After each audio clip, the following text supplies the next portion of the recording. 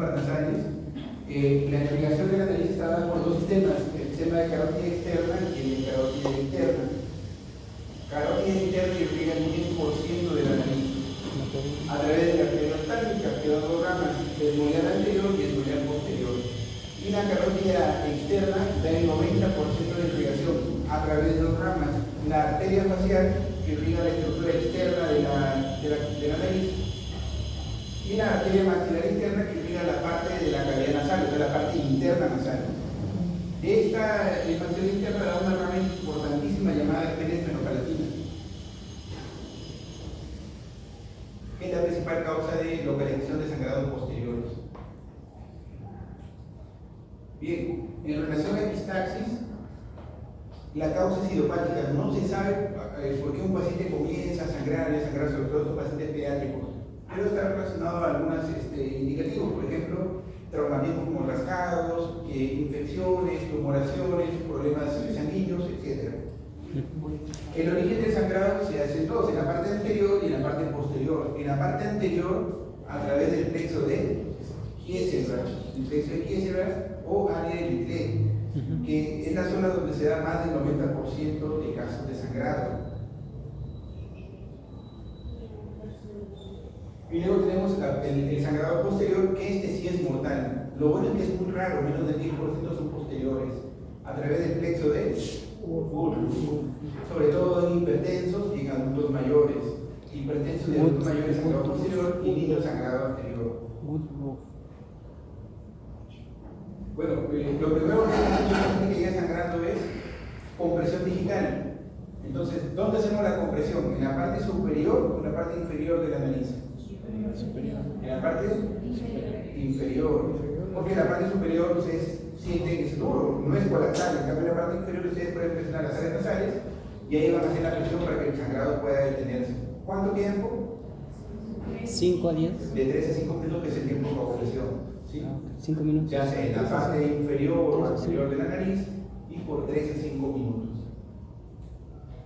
Si eso no para el sangrado, el segundo paso es hacer una cauterización química con nitrato de plata. Si eso no para el sangrado, hacemos ya una cauterización eléctrica con el electrocauterio, ustedes lo conocen en alguna cirugía. Si eso no detiene el sangrado, hacemos el taponamiento anterior. A través con gasas o con algodones taponamos la nariz. Si eso no lo mejora, pasamos a un taponamiento nasal posterior, que se hace generalmente con sonda Foley. ¿Sí? La sonda que utilizan los urólogos, la metemos por la nariz, pasa por la garganta y la llenamos con cloruro. Ustedes ven que se dilata el extremo distal, ¿no? Entonces, ese extremo distal dilatado lo jalamos por la nariz y ese globo va a presionar toda la parte posterior de la nasofaringe y eso va a taponar el sangrado nasal. Si eso no lo detiene, el último paso son tratamientos intervencionistas. A través de una cirugía, ligar la carótida externa o ligar la maxilar interna, o el radiólogo intervencionista ingresa por una arteria, por ejemplo, por la arteria femoral, llega al punto sangrante y lo emboliza. Ahora, dos datos importantes. Los sangrados nasales en pacientes jóvenes o adolescentes hombres, sospechamos de un tumor llamado nasoangiofibroma juvenil, tumor casi exclusivo de los hombres en edad de adolescencia o juventud. Otro dato es que los sangrados, no intentemos parar un sangrado con vitamina K, con ácido tranexámico. Los sangrados se tratan con maniobras instrumentales, compresión, taponamiento, cauterización, etcétera, etcétera.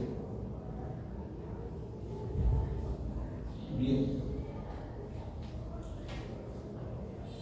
En las formaciones han visto que lo que se tiene es el frontoluz, algodones, bayoneta o pinzas, bayoneta y pinza de inyección. Esos algodones los podemos mojar con agua oxigenada o con este frasquito que ya tiene mezclado lidocaína con epinefrina. Si no lo tenemos, en un frasco de lidocaína pura le colocamos media ampolla de epinefrina. Media ampolla de epinefrina. Vamos a colocarlo uno tras otro a través de la fosa nasal donde está sangrando. ¿Sí? Estamos colocando en la fosa nasal, siempre en la parte anterior porque hay una gran cantidad de sangrados, un algodón. Colocamos un segundo algodón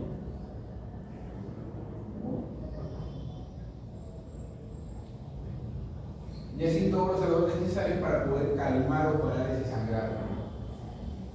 Ahora lo estoy colocando en otra fosa nasal y esperamos los 3 a 5 minutos que es el tiempo de coagulación. Retiramos los algodones, si ya no sangra, se acabó la emergencia. Y si sigue sangrando, pasamos a la otra etapa que es el taponamiento nasal posterior.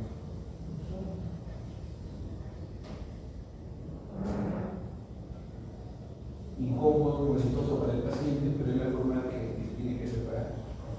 Luego, un baja lengua, le pido al paciente que abra la boca para vigilar que el sangrado no caiga por la parte posterior. Si veo que el sangrado ya paró, no sigue cayendo por la parte posterior, ahí recién espero que sea 5 minutos. En relación a la sinusitis aguda, la sinusitis aguda es muy parecida a la otitis media aguda, al loma. Miren, la principal causa bacteriana es el Streptococcus pneumoniae. ¿Y cómo cuál es la principal causa? Igual que el Streptococcus pneumoniae. Entonces, tanto en sinusitis como en homa es el mismo germen. El segundo en frecuencia es el Haemophilus influenza, igual que en la homa. Por lo tanto, si son los mismos gérmenes, el tratamiento va a ser el mismo. Acá tenemos elección amoxicilina de 10 a 14 días, de 80 a 90 miligramos por kilo de peso, y dosis máxima de 1 gramo cada 8 horas. 80, 90 como en el examen, ¿no? Y de segunda línea tenemos amoxiclavulánico, cefuroxima, macrolípidos o quinolonas. ¿Un ejemplo de quinolona? ¿Cómo hago el diagnóstico de sinusitis aguda? Aquel paciente con rinorrea o descarga nasal, o sea que está cayendo secreciones por la nariz, o está sintiendo que pasan las flemas, o está pasando las flemas purulentas, acompañado de obstrucción nasal, de dolor nasal o de sensación de opresión. ¿Cómo se ve un diagnóstico de sinusitis aguda? Ahora, para diferenciar lo viral y bacteriano, la Academia Americana de Otorrino nos dice que los tiempos del tiempo. Si el paciente tiene menos de 10 días de síntomas, es viral. Más de 10 días de síntomas es bacteriano. ¿Sí? Más de 10 días de síntomas es bacteriano. O aquel paciente que tiene menos de 10 días, pero que ha ido empeorando rápido y progresivamente. Que en menos de 10 días ha empeorado rápido y progresivamente, yo ya puedo dar el antibiótico. Datos importantes: la radiografía y la tomografía no son necesarios a pacientes que sospechemos sinusitis aguda. El diagnóstico es clínico, no es radiológico. A menos que sospechemos una complicación. ¿Qué es una complicación? Que la sinusitis ha afectado la vista, hay sinusitis orbitaria, por ejemplo, o hay procesos meningios, una meningitis porque la secreción purulenta ha penetrado hacia la cavidad interna craneal. ¿Bien? Ahí sí justifica pedir una tomografía. En el paciente pediátrico, el seno paranasal más afectado es el esmoides, porque es el que está presente desde el nacimiento. Primero aparece el esmoides, luego se desarrolla el maxilar, posteriormente a los 8 años el frontal y a partir de los 12 años el esfenoidal. Esmoides, maxilar, frontal y finalmente esfenoides.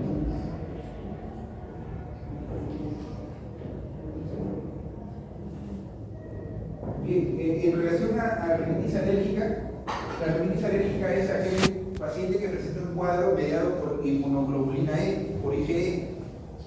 Y ese cuadro se caracteriza por obstrucción nasal, congestión, prurito nasal, prurito ocular, y cuyos síntomas son tan fastidiosos que puede afectar su calidad de vida. Ahora, el diagnóstico de rinitis alérgica se hace recién desde los 6 años, al igual que el asma. Yo no puedo hablar de un paciente asmático o de un paciente alérgico si es que tiene 4, 3 o 2 años. El diagnóstico se realiza a partir de los 6 años. ¿Y cómo se hace el diagnóstico? A través de la historia clínica, del examen físico y de exámenes auxiliares. Acá sí necesito exámenes para poder confirmar que el paciente sea alérgico. El examen físico, el paciente que tiene una historia de atopía, ¿no? Prurito nasal, le pica la nariz, le pica los ojos, cada vez que se pone, por ejemplo, la tierra, el polvo, etc.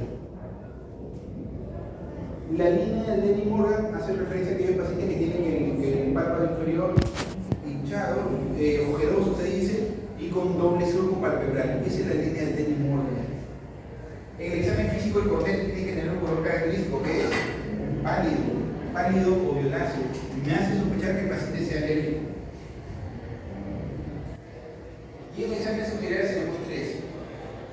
Las pruebas inmunológicas, que son pruebas de sangre, el PRIT test y la citología del moco nasal. Si ustedes ya han escuchado hablar del panel de alergias, es el panel que es el examen que se hace con la sangre. Se toma una muestra de sangre, se manda al laboratorio y el laboratorio te manda un informe, una hoja que dice paciente alérgico a la caspa del gato, a algún alimento o a algún fármaco. Pero el gol estándar, el diagnóstico de elección es el PRIT test. Y el PRIT test es un examen que lo hace el alergólogo. Es un examen que lo hace el alergólogo en la epidermis o en la dermis. ¿En dónde conviene realizarlo? ¿En la epidermis o en la dermis? ¿Por qué en la epidermis y no en la dermis? Muy bien, por la sangre. ¿No sabe usted que en la dermis pasan los vasos sanguíneos? ¿Qué pasa si yo soy alérgico a la caspa del gato y el alergólogo me coloca el alergeno en la dermis y toca un vaso sanguíneo? ¿Qué va a producir? Reacción anafiláctica. Anafiláctica, la gente puede morir. Entonces, se puede hacer una dermis, sí, pero en ambientes controlados, por ejemplo, en hospitales, donde hay este sistema de RCP, hay medicamentos para poder prevenir un probable choque anafiláctico. Entonces, el PRIT test, vamos a considerar esto, que es un examen que se hace en la epidermis. En la epidermis del paciente lo hace el alergólogo y coloca varios alergenos, caspa de perro, caspa de gato, polen, mohos, esporas, etc. Se espera entre 10 a 15 minutos. Si entre 10 a 15 minutos aparece un babón, o sea, una roncha de más de 3 milímetros de diámetro, estamos hablando que es positivo para alergia. Un ejemplo, me colocan los alergenos y el número 15 marca caspa del gato y me sale un babón de 4 milímetros a los 10 minutos. ¿Positivo o negativo? Positivo.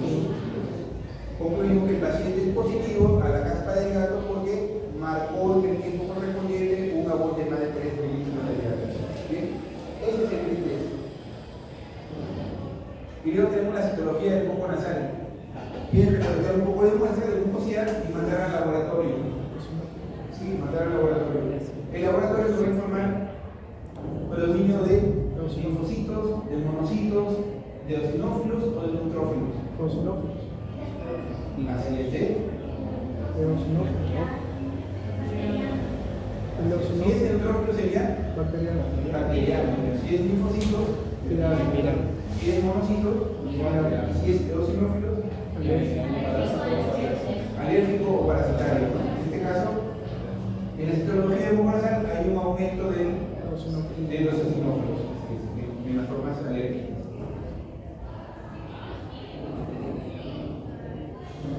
Ahora tenemos la clasificación, que es bastante importante porque según yo clasifique a un paciente, le voy a dar el tratamiento. Y se clasifica según la duración intermitente y persistente y según la gravedad de leve, moderada y grave. Por ejemplo, yo tengo un paciente que lo he clasificado como intermitente porque tiene síntomas menores a 4 días a la semana y menos de 4 semanas consecutivas. Y leve porque no altera el sueño, no altera el ocio o el deporte, no altera el trabajo o la escuela y los síntomas no son molestos. Si el resultado es intermitente y leve, antihistamínicos, H1 no sedantes en mi elección, como por ejemplo la clorfenamina, ¿es sedante o no sedante? Entonces elegimos los no sedantes, loratadina, cetiricina, levocetiricina, etcétera. Pero si es intermitente, moderada, severa o cualquiera de las formas persistentes, el tratamiento de elección son los corticoides intranasales. Ya han dicho que se suele pasar en la mometasona, budesonida, etc. Si todos estos fallan, mi última opción es de inmunoterapia. ¿Y en qué consiste la inmunoterapia? El mismo ejemplo, yo soy alérgico a la caspa del gato. Me clasificaron como persistente y leve. Me dieron tomé corticoides junto con antihistamínicos y no mejoré. Me deriva al alergólogo y el alergólogo plantea inmunoterapia. ¿Qué consiste? En inyectar concentraciones de mismo alergeno, o sea, la misma caspa del gato, de concentraciones mínimas, y mensualmente ir aumentando la concentración todos los meses por un año para crear un efecto de tolerancia. Tolerancia, adaptación. Si el año hay beneficio, se continúa hasta por 3 o 5 años. Si el año no hay beneficio, se cancela el tratamiento por fracaso o por mala tolerancia al tratamiento. Bien, ¿hasta acá alguna pregunta, chicos?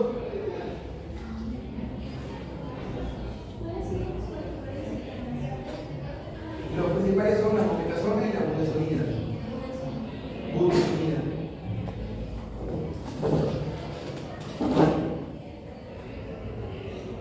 Entonces, dentro de la rinitis tenemos las rinitis alérgicas que hemos visto en la diapositiva anterior, las infecciosas que se dividen en virales y bacterianas, y las virales se dividen en dos grupos grandes: rinitis aguda y específica, también llamada catarro común, resfrío común o rinofaringitis, cuyo germen principal es el rinovirus, y el resfrío gripe, cuyo germen principal es el virus de influenza. ¿Cuál de esos dos grupos es el más fuerte? ¿El resfrío común o el resfrío con gripe? La rinofaringitis aguda o el resfrío común da rinorrea, congestión, estornudos, disfagia, disfonía, pero todos esos síntomas no pasan de la estructura orofacial, o sea, no pasan de la cara. En cambio, la influenza da mialgias, artralgias, neumonías, y puede ser incluso mortal en algunos grupos etarios, como adultos mayores o niños. Creo que tenemos rinitis vasomotora. Eso es muy común en pacientes que cambian mucho de clima. El aire acondicionado, están en el gimnasio y salen y comienzan a estornudar. Entonces, esos pacientes que sufren en los cambios de clima, muy probablemente sean pacientes que tengan rinitis vasomotora. Obstrucción, rinorrea y estornudos parecidos a la alergia, pero la diferencia es que todos los estudios salen negativos. Richter negativo, test de alergia negativo, citología del moco nasal negativo. El tratamiento es con corticoides si predomina la obstrucción y con bromuro de hipratropio si predomina la secreción nasal. Y la rinitis intrínseca, Se equivocó. Se equivocó, creo.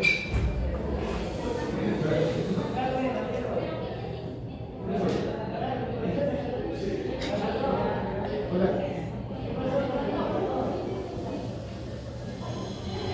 Una cebolla.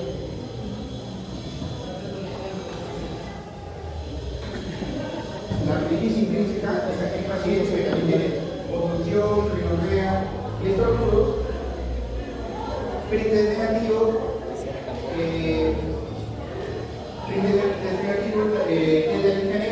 pero el citológico nasal.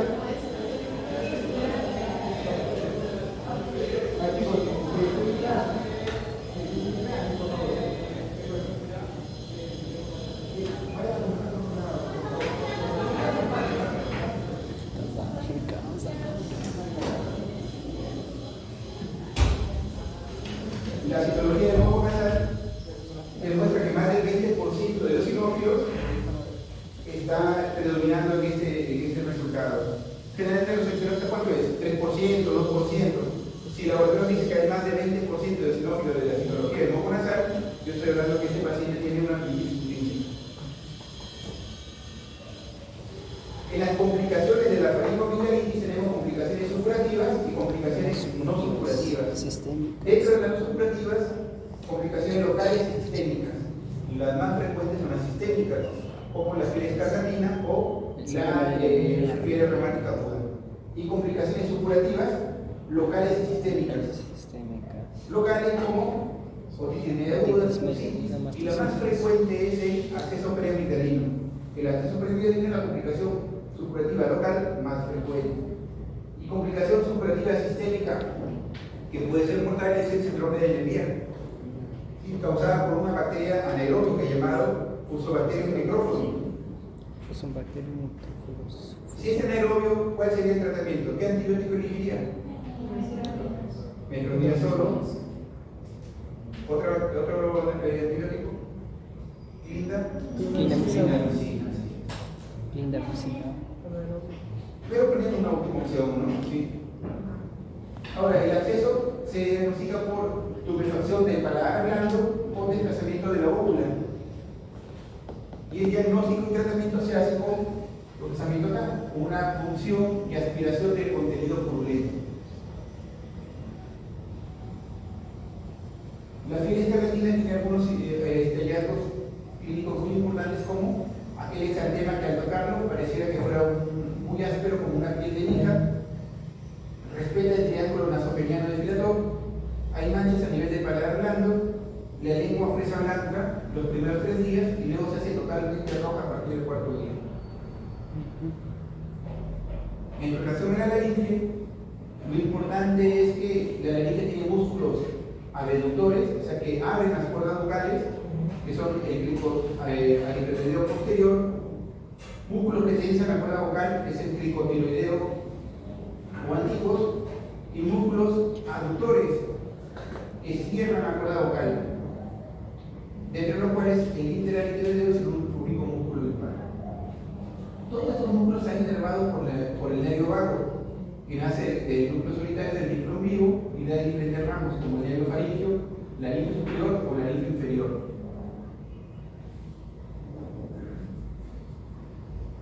Al nervio de la linfa inferior también se le conoce como nervio laríngeo recurrente, porque regresa en el lado derecho por la subclavia y en el lado izquierdo por el callado de la aorta. Cuando hay una alteración del nervio laríngeo inferior recurrente de una sola cuerda vocal, lo que va a producir principalmente es, y si se afectan a 2 cuerdas es disnea, así es. Es importante conocer que el nervio laríngeo inferior inerva todos los músculos de la laringe, a excepción de uno, el cricotiloideo, que está inervado por el nervio laríngeo superior en su rama externa. Entonces, el único músculo que no está inervado por el nervio laríngeo recurrente es el cricotiloideo, también llamado anticus, inervado por el nervio laríngeo superior en su rama externa. Patologías infecciosas, la principal es la epiglotitis. Es un estado tóxico, brusco y mortal del paciente pediátrico que se produce por infección por influenza del tipo B. La clínica es fiebre intensa, disfonía, disfagia, salivación excesiva, y el tratamiento se hace sobre todo con cefalosporina de 3ª generación, como por ejemplo de tercera generación. El edema de Renke se produce sobre todo en mujeres y fumadoras. El edema de Renke, mujeres y fumadoras, en los cuales ambas cuerdas vocales se desmatizan. El tratamiento es aspiración del contenido edematoso y eliminación del hábito tabáquico. La patología benigna más frecuente en las mujeres se llama nódulos de cuerda vocal, que están viendo en la pantalla. Son 2 lesiones simétricas y en espejo que se producen sobre todo en docentes, cantantes o vendedores. ¿Sí? La lesión benigna más frecuente en mujeres y también es la más frecuente en los niños. La infección viral por excelencia es el papiloma laríngeo, esos serotipos 6 y 11, que son cancerígenos o no cancerígenos. No cancerígenos, son benignos. La lesión es un efecto de verruga o coliflor. En el niño es muy recidivante y tiende a ser mortal. En el paciente adulto no es recidivante. Entonces, en el niño, mal pronóstico, en el adulto, buen pronóstico. Y la patología maligna más frecuente es el carcinoma epidermoide. Sospechar en aquel paciente de más de 15 días de disfonía.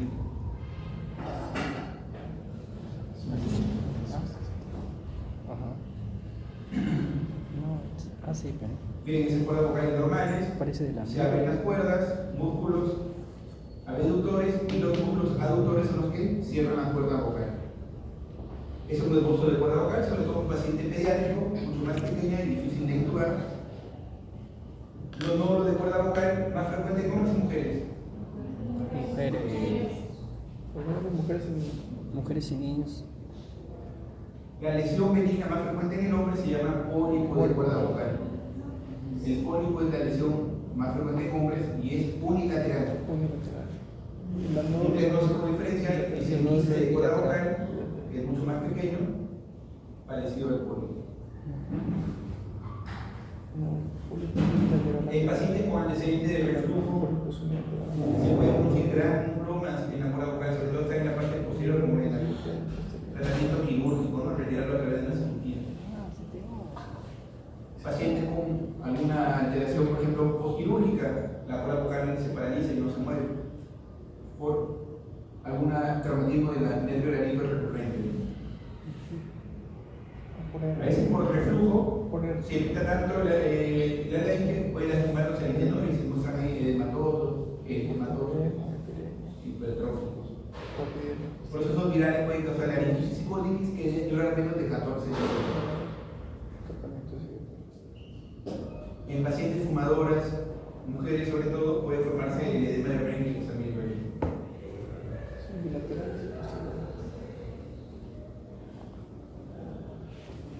y una lesión maligna más frecuente era el carcinoma epidermoide.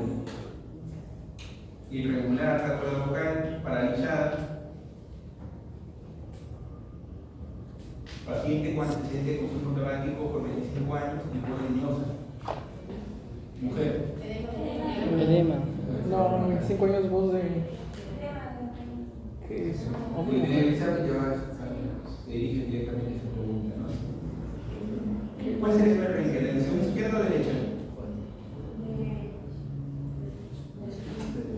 El edema es bilateral o unilateral. Bilateral posterior. Marca izquierda o derecha. Derecha. La izquierda es una referencia a un quiste o un pólipo de cuerda vocal.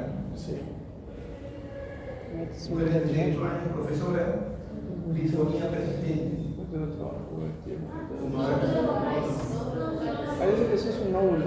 Algo que me olvidaba de los nódulos de cuerda vocal, ya, miren, que el tratamiento no es quirúrgico, el tratamiento es con foniatría, o sea, con terapia de voz, mandarlo a medicina física para que le sigan técnicas de pronunciación, técnicas de respiración, que es el pilar principal para el tratamiento de este paciente.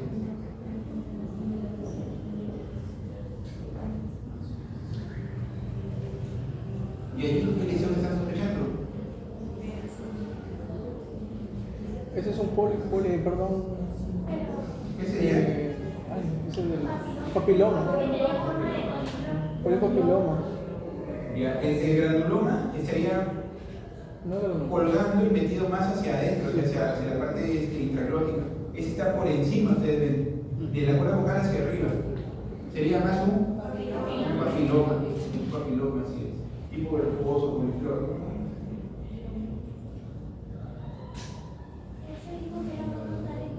Que por el niño se puede ser mortal, así es. Doctor, y en caso de que ya la foniatría no funcione, ahí sí cirugía. ¿En dónde? En las personas con nódulos, la foniatría. La cirugía es la otra etapa, así es. Pero si me preguntan en el examen, paciente, docente, mujer con alteración de disfonía, sospechamos del nódulo de cuerda vocal. ¿Cuál es el tratamiento principal? Foniatría. Terapia de voz. Si pone terapia y cirugía, terapia de voz es el tratamiento principal.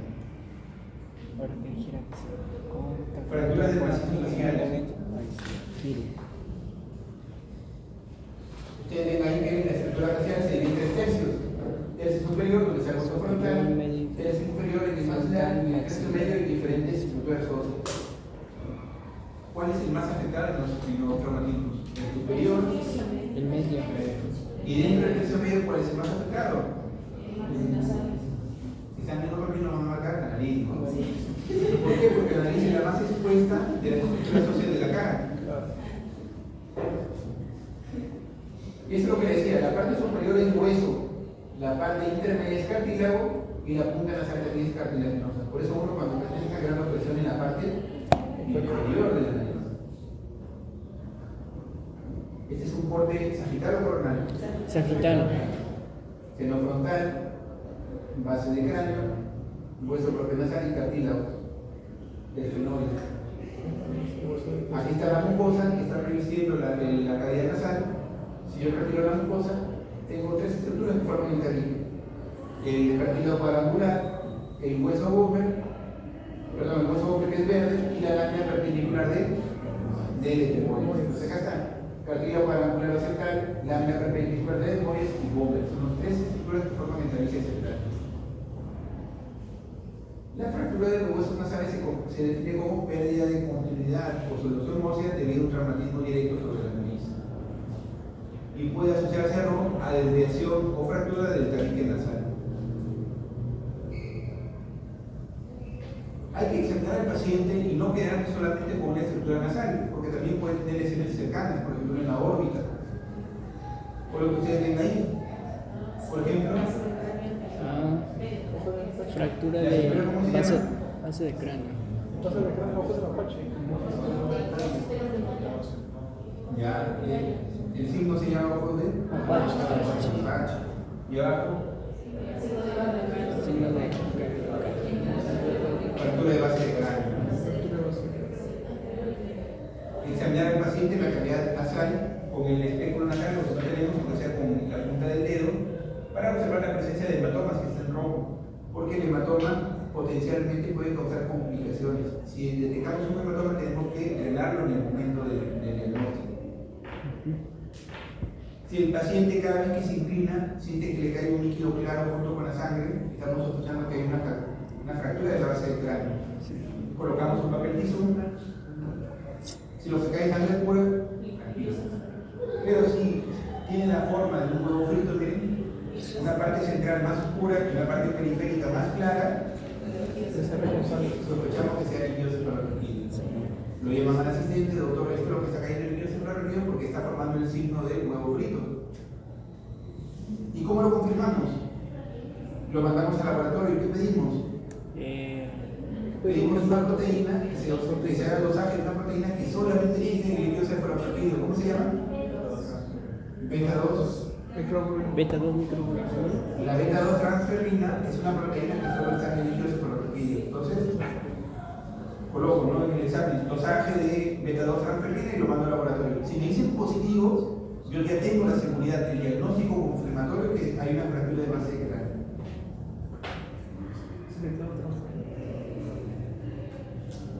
Mire, el examen radiológico lo que hace solamente es confirmar el diagnóstico.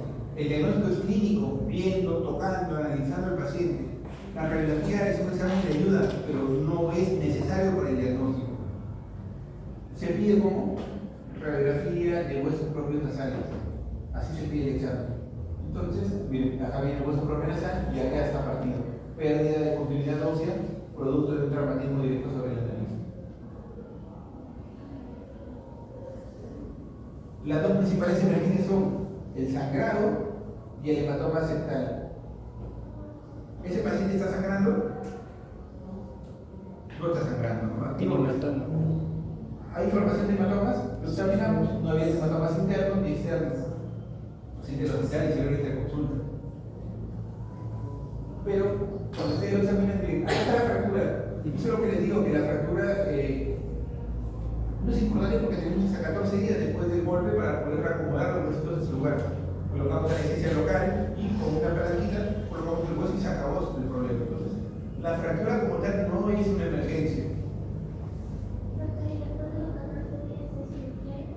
Claro, y es quirúrgico, ya pasa a ser una rinoplastia, porque los huesos ya formaron callos, ya formaron conexiones y un cemento. Por tanto, lo que debemos moldear el cemento después de horas que queda tan duro que es imposible poder modificarlo. Entonces, a eso les digo que ustedes van a ser internos, porque ustedes van a recibir los pacientes. No hay hematoma y no hay epistaxis. Entonces, le pueden dar de alta. Pero primero tiene que hacer una buena historia clínica. Cuando yo lo veo al paciente, veo que ustedes acá ven que está lastimada esa zona, la zona malar izquierda. ¿Qué es lo que ven ahí? Evaluar, le pregunta al paciente, el paciente dice que el mayor golpe, o sea, él estaba en moto y se accidentó, y el mayor golpe lo llevó a la zona malar, y el golpe de la nariz fue un golpe de rebote. ¿Qué más preguntarían?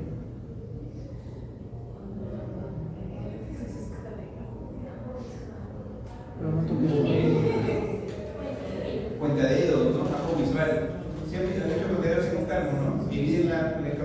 24 y le dicen cuántos dedos ves acá en cada campo visual y colocan dedos. Y el paciente no veía ningún campo visual. ¿Qué había pasado? Ya tenía más de 24 horas ese polvo. Había sangrado y el sangrado se había acumulado detrás de la órbita. Como la órbita es una estructura plasta, no se notaba el hematoma. Ese hematoma ahí isquemiado ya había causado el nervio óptico, entonces quedó ciego toda su vida. Era algo tan sencillo de resolver que terminó complicándose porque no hubo un diagnóstico adecuado, no hubo un tratamiento adecuado y todos se preocuparon de la nariz porque la nariz era secundario. El problema principal lo había llevado en la misa. Sí, o yo te expreso en nada.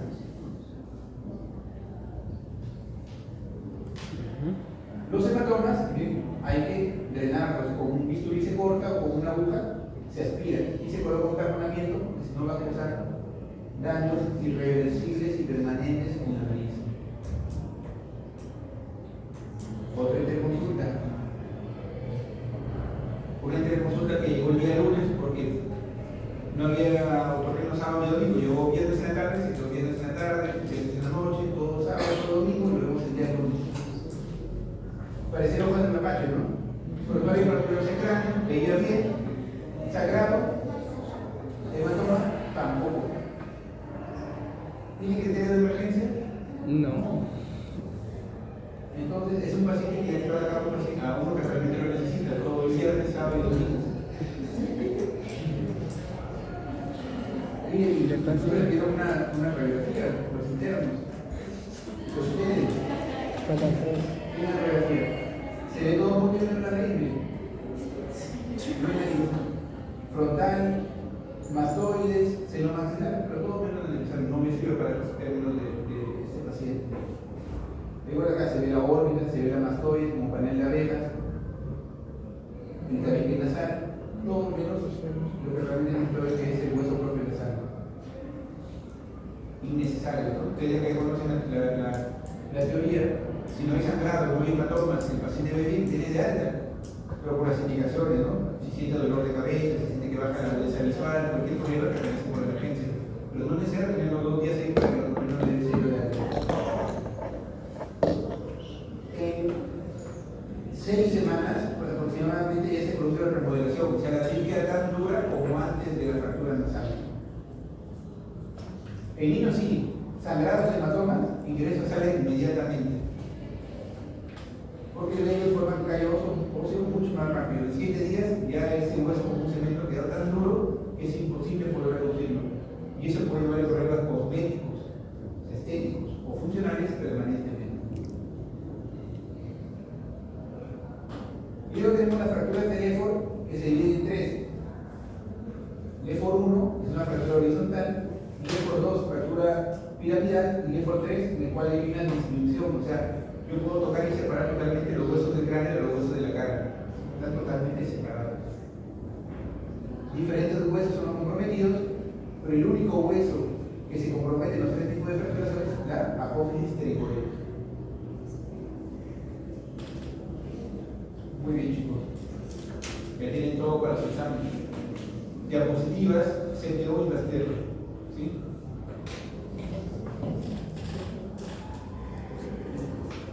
Dime. Cuando tengo sangrado anterior y no para el sangrado y tengo que colocarle el tapón posterior, ¿tengo que retirar el tapón anterior? ¿O simplemente le coloco? Tienes que retirarlo porque la sonda poli pasa por la nariz. Y luego de colocar el posterior, vuelve a ser anterior. O sea, el posterior